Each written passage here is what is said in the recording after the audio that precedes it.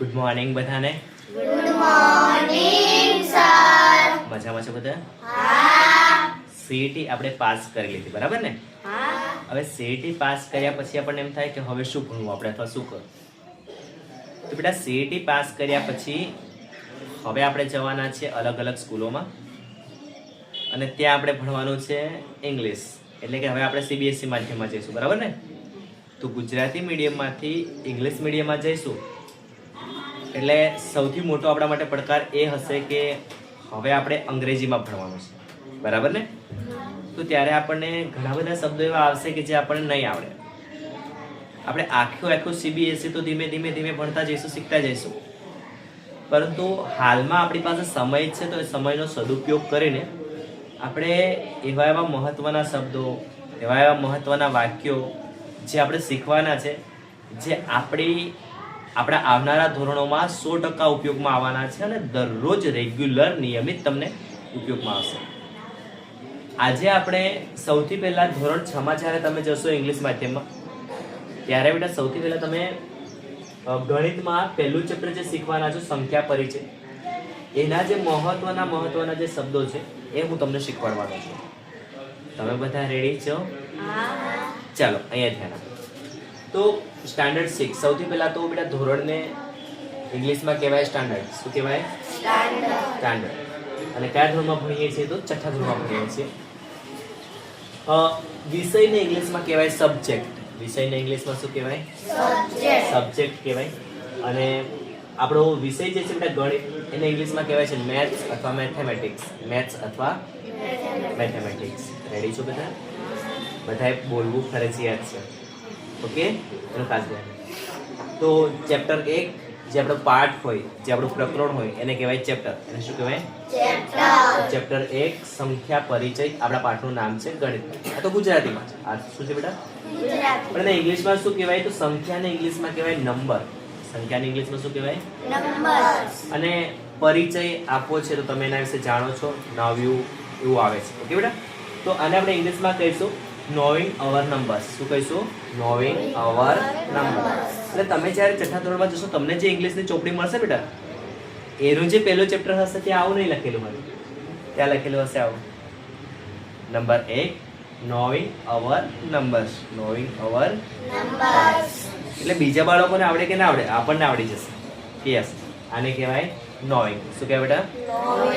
આને કહેવાય અવર. આને કહેવાય નંબર્સ. ફરી બોલો. નોઈંગ અવર નંબર્સ. Very good. તો આ થઈ ગયું. જેમ પોઈન્ટ બાય પોઈન્ટ જેમ આપણે આગળ વધતા જઈશું એમ થોડા શબ્દો હશે. સૌથી પહેલો એક શબ્દ છે PATTERN. PATTERN. આને કહેવાય બેટા પેટર્ન. આને શું કહેવાય? પેટર્ન. પેટર્ન એટલે જે આપણે પાંચમા ધોરણમાં ભણતા હતા, 2 4 6 8 10 સરખી સંખ્યાનો વધારો, સરખી સંખ્યાનો ઘટાડો, હે ને? તો આને શું કહેવાય? પેટર્ન. આને શું કહેવાય? સેકન્ડ છે બેટા SMALL. સ્મોલ. શું છે? કોઈ સાઈડ ક્લાસમાં આવશે અને કોઈ સંખ્યા લખી દેશે. માની લો કે અહીંયા 78 લખ્યા અને બીજા લખ્યા છે 92. અને સર તમને ડાયરેક્ટ આવીને પૂછશે આમાંથી સ્મોલ નંબર કયો છે અને લાર્જ નંબર કયો છે. તો પછી આપણે ટેન્શનમાં નહીં આવી જવાનું. સ્મોલ એટલે બેટા નાની સંખ્યા. સ્મોલ એટલે નાની સંખ્યા. અને લાર્જ એટલે મોટી સંખ્યા. લાર્જ એટલે મોટી સંખ્યા. બરાબર પડી? તો બેટા SMALL આને વંચાય સ્મોલ. અને શું વંચાય? સ્મોલ. અને LARGE આને વંચાય લાર્જ. અને શું વંચાય? લાર્જ. સ્મોલ એટલે નાની. સ્મોલ એટલે કેવી સંખ્યા? નાની. અને લાર્જ એટલે મોટી સંખ્યા. લાર્જ એટલે મોટી. રેડી? તો આપણે ધ્યાન રાખવાનું છે. તો પેલું pattern, small large. Small large. Next. પછી કોઈ સાહેબ ક્લાસમાં આવશે અને તમને કહેશે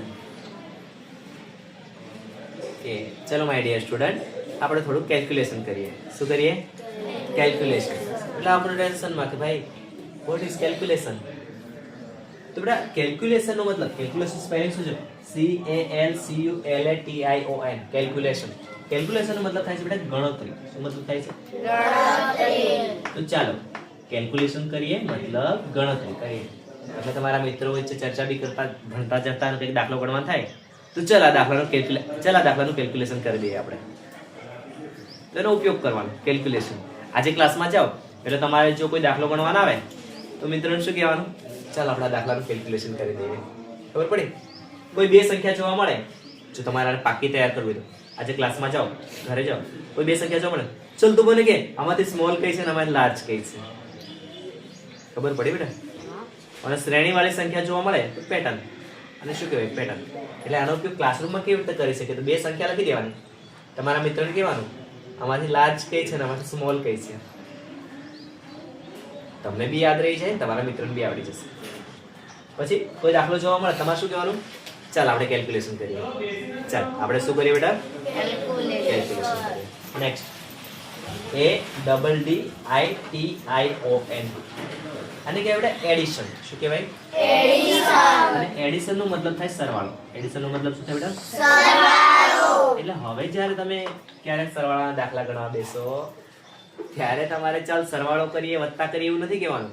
હવે કહેવાનું છે ચાલ એડિશન કરીએ. શું કરીએ? એડિશન. એડ કરવું. ટૂંકમાં સાહેબ તમને આવું પણ એડ કરીએ ચલો.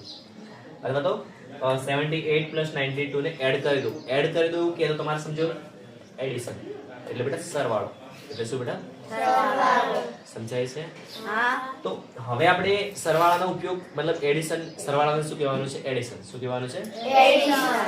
ત્યાર પછીનો જે સ્પેલિંગ છે બેટા SUBTRACTION. આને કહેવાય છે SUBTRACTION. આને કહેવાય છે સબટ્રેક્શન. શું કહેવાશે? જરા બોલો તો સાથે. સબટ્રેક્શન એટલે એને કહેવાશે બેટા બાદબાકી. શું કહેવાશે ને? બાદબાકી. અથવા તો માઇનસ. આને કહેવાય એડિશન ને પ્લસ પણ કહેવાય અને બાદબાકીને માઇનસ. પ્લસ કરો, માઇનસ કરો, પ્લસ કરો. માઈનસ. ઠીક છે બેટા? તો એડિશન, સબટ્રેક્શન યાદ રાખજો. એના પછી આવી જઈએ આપણે મલ્ટીપ્લિકેશન. આટલો મોટો સ્પેલિંગ છે. મલ્ટીપલ એટલે ગુણાકાર. મલ્ટીપલ એટલે ગુણાકાર. મલ્ટીપ્લિકેશન પણ બેટા એના પરથી જ આવ્યો છે. મલ્ટીપ્લિકેશન. મલ્ટીપ્લિકેશન એટલે ગુણાકાર. એડિશન એટલે સરવાળો. સબટ્રેક્શન એટલે બાદબાકી. મલ્ટીપ્લિકેશન એટલે બેટા ગુણાકાર. મલ્ટીપ્લિકેશન એટલે ગુણાકાર. ગુણાકાર. આ યાદ રાખવાનું છે. ઓકે. Next division. ડિવિઝન અથવા ડિવાઇડ. ડિવિઝન એટલે બેટા ભાગાકાર. ડિવિઝન એટલે ડિવિઝન. શું વંચાશે ને? ડિવિઝન. ડિવિઝન એટલે ભાગાકાર. રેડી? Next comparing. આ કમ્પેરિંગ શબ્દ જે છે ચલો કમ્પેર કરીએ. તો કમ્પેરિંગ એટલે શું? તો સરખામણી. કમ્પેરિંગ એટલે શું બેટા? સરખામણી. સરખામણી કરો. જેમ કે આ એક નાનું ચોક છે ને આ એક મોટો ચોક છે. કોણ નાનું ને કોણ મોટું છે. આને શું કહેવાય? કમ્પેરિઝન કહેવાય. શું કહેવાય બેટા? કમ્પેરિઝન. એક બાળકના વધારે માર્ક્સ આવે તમારા ક્લાસમાંથી, બીજાના ઓછા માર્ક્સ આવે તો આના વધારે આવ્યા અને ઓછા આવ્યા. આને શું કહેવાય? કમ્પેરિંગ કહેવાય. શું કહેવાય ને? કમ્પેરિઝન. કમ્પેરિઝન કહેવાય. તો એને કહેવાય સરખામણી. એને શું કહેવાય બેટા? સરખામણી. એના પછી પાછો આવ્યો તો તમને બધાને આવડે છે. NUMBERS. બોલો. નંબર્સ. આને શું કહેવાય બેટા? નંબર્સ નો મતલબ થાય સંખ્યાઓ. નંબર નો મતલબ થાય સંખ્યાઓ. સંખ્યાઓ. આપણે ઘણીવાર એમને જ કહેતા હોય છે તારો નંબર આપને, અથવા તારા પપ્પાનો નંબર શું છે? નંબર. તારા પપ્પાની સંખ્યા શું છે? મોબાઈલ નંબર એટલે બેટા આ નંબર. નંબર એટલે સંખ્યા. નંબર એટલે સંખ્યા. ઠીક છે? તો અહીંયા આવી સંખ્યા પરિચય એટલે કે નંબર્સનો પરિચય. નોવિંગ અવર નંબર્સ. Next AS. આવો શબ્દ આવશે, આવો સ્પેલિંગ આવશે બેટા મોટો સ્પેલિંગ લાગશે તમને. પણ આના વિશે આપણે ભણી ગયા છીએ, પણ આપણે આવું નથી ભણ્યા. આપણે ગુજરાતીમાં ભણ્યા છે. આપણે શેમાં ભણ્યા છે? ગુજરાતીમાં. તો ASCENDINGORDER. આ તો તમને ખબર હશે કદાચ. આને શું વંચાય? ઓર્ડર. શું વંચાય બેટા? ઓર્ડર. અને આ ઉપરનો જે સ્પેલિંગ છે બેટા ASCENDING એટલે કહેવાય એસેન્ડિંગ ઓર્ડર. શું કહેવાય એને? Ascending order. એસેન્ડિંગ ઓર્ડર નો મતલબ થશે બેટા ચડતો ક્રમ. એસેન્ડિંગ ઓર્ડર નો મતલબ થશે ચડતો ક્રમ. ઓકે. અને આ છે DESCENDINGORDEI. આને કહેવાય ડિસેન્ડિંગ ઓર્ડર. શું કહેવાય ને? તો એસેન્ડિંગ ઓર્ડર નો મતલબ ચડતો ક્રમ અને ડિસેન્ડિંગ ઓર્ડર નો મતલબ ઉતરતો ક્રમ. કયો ક્રમ બેટા? ઉતરતો ક્રમ. ઉતરતો ક્રમ.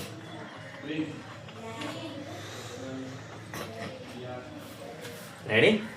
તો હવે જ્યારે તમે છઠ્ઠા ધોરણમાં જશો ત્યારે તમારે આવા શબ્દો ભણવાના આવશે.